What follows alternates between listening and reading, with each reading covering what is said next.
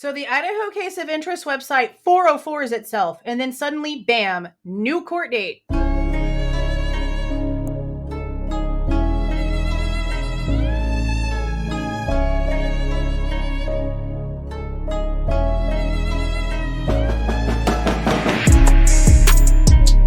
Hey guys, this is Jules with True Crime Reactions.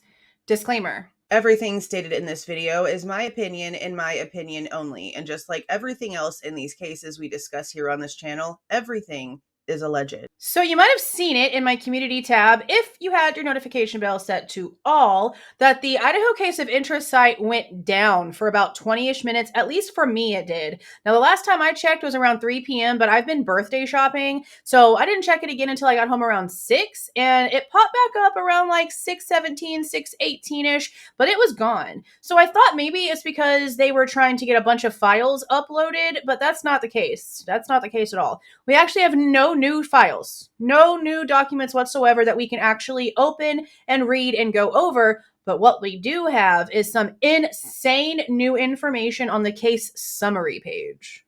So as you can see, the last stuff was posted on 1/8/25. I'm going to refresh the page just so you can see there's nothing new. So now we're going to go up to the case summary page, and you're going to see that it was last updated today, 1/15. Now, the differences that we're seeing in this are interesting because they've added an additional day. We now have a motion hearing scheduled for 10 a.m. on the 21st. So Tuesday, and then nothing Wednesday, and then the 23rd on Thursday is whenever we have the motion hearing that we already knew was happening. But it looks like the one happening on the 21st is a sealed motion. Now, do you guys remember whenever we had that halvesy hearing where half of it was closed and the other half was public because the IGG information was being talked about? People were wondering if this was going to be sealed. At the time, they didn't have any information. We just sort of maybe thought maybe they would end up sealing something, and this went ahead and concreted that. Now, we have so many documents that we have not been able to see yet. Like, I'm just going to scroll up. So this is the 1/8/25 stuff. This is everything that we already see on the actual page itself that you can review for yourself if you want to, but there's really nothing there at all. It's all just regular formatting, repeated stuff for stuff getting sealed. No information whatsoever besides everything is getting sealed. Now, what was interesting is that we started seeing stuff like this, newly filed records, stuff about stuff being sealed that's newly filed. And then all of a sudden we had these protective order things, and we were like, hold on. Well, I was like, hold on, is there another person that there's now a protective order for? What is this? But some of you guys that work as paralegals commented on that post that they do sometimes file protective orders for documents. I guess it's pretty much like the same thing, I guess. Let's just read the title for this one.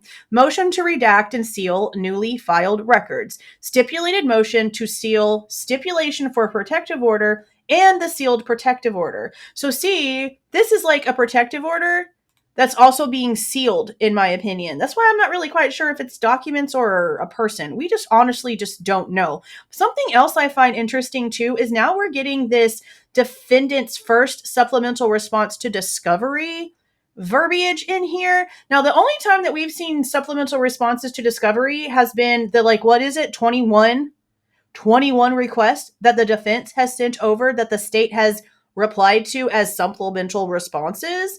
Now, I looked up, scrolled it up and tried to see if I saw anything where the state was like specifically asking for the defense to show something or something like that. And I'm not seeing that.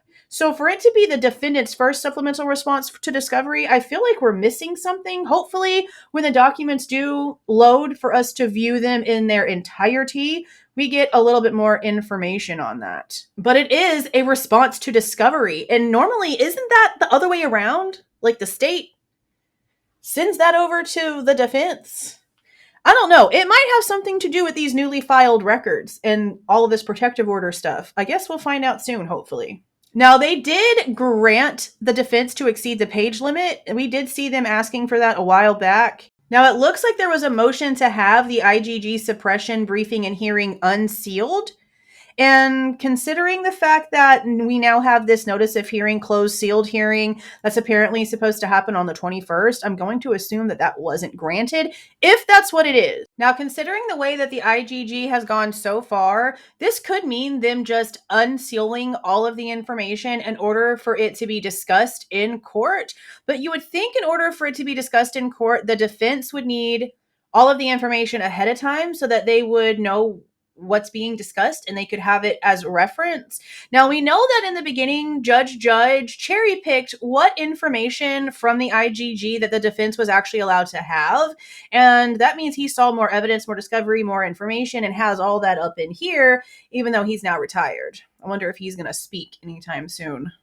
But when it comes to the defense actually having all of the IGG stuff all ready, there is a divide on that one because something else ended up happening with the IGG after that whole cherry picking event. And me and other people believe it means that the defense finally did get all of the IGG information, but the same amount of people on the other side think that that's not the case. We honestly just don't know for sure. Now, the reason for all the secrecy is because there's family members on this IGG information of Bryan Kohberger's that have nothing at all to do with anything, and they do not deserve to have their names out there so that they can be basically doxxed by the courts because they're going to have all of the crazies out there be messing with them. And that's the last thing that they need because just them being related to somebody who's going to trial, that doesn't mean that they deserve to have their information out there and to be messed with. So I completely agree with them wanting to keep stuff. But that's only if the intention is pure, because we have to remember there's lots of questions here. And for those that have maybe forgotten, because I get a lot of people that for some reason think that Bryan Kohberger is saying it's not his DNA, and he's never once said that it wasn't his. He wants to know how it got there. And according to his defense team, they are going to be submitting and trying to prove in a Frank's motion that it was actually illegally obtained. So could this be them talking about the suppression hearing itself being unsealed when it comes to the IGG information? Maybe, but it could also mean the IGG information itself being unsealed for court, according to Google. Now, we had a subpoena duces tecum that showed up on 12/26, and then we had another subpoena issued on 1/3 of 25. It really does not look as if it's an expert one. It looks like the one that I got for my court hearing against my ex in our DV case, where they basically threaten you with a fine if you don't show up. It was that kind of subpoena. But now we have this one. So is this another one that was issued? And it's not a subpoena duces tecum, it's a subpoena.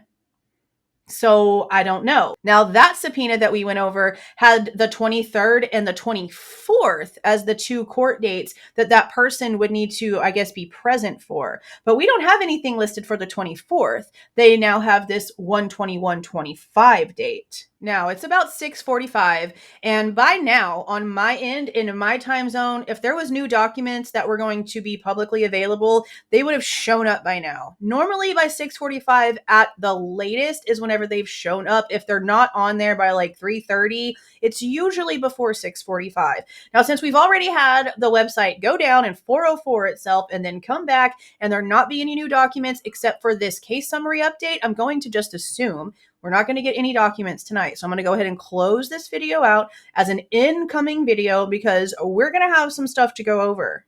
Those subpoenas, the change in court dates, the additional court date, like I am just like, whoa, they've got some stuff happening. There is some major things happening right now, and I am just anxious to know what the hell they are. But let me know what you guys think about this down in the comments. What do you think is coming? What do you think is going to be happening on this 21st hearing that's going to be closed? Do you think we're going to get any information from that? Didn't we have one sort of hearing not long ago, and we never got any info from it ever?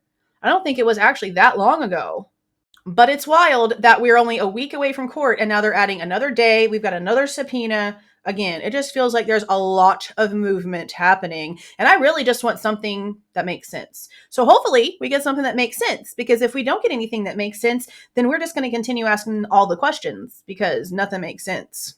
But again, let me know what you guys think down in the comments. If you like the way that I present this information and give my opinion, please don't forget to leave a like on the way out, subscribe to the channel if you are not subscribed already, and please don't forget to make sure that that notification bell is set to all so you don't miss any of my rants, reviews, reactions, updates, or deep dives. See y'all.